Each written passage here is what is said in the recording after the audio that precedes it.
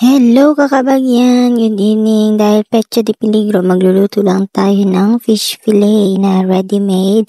At ayan, ilalagay na muna natin yung mantika. Pinainit ko muna yung kawali guys. Tapos konting mantika lang ilalagay natin.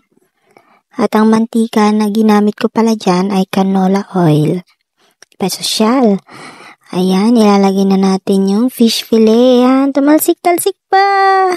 Ow!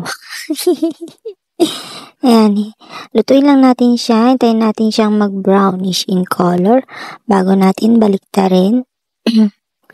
Ayan. At pag brownish na siya, ayan, malapit na siyang maluto. Mukha na siyang masarap. Hintayin lang natin maluto ng mga ilang minuto. And taran! Ayan. Tapos na din ang ating fried fish fillet, guys. Kain na tayo.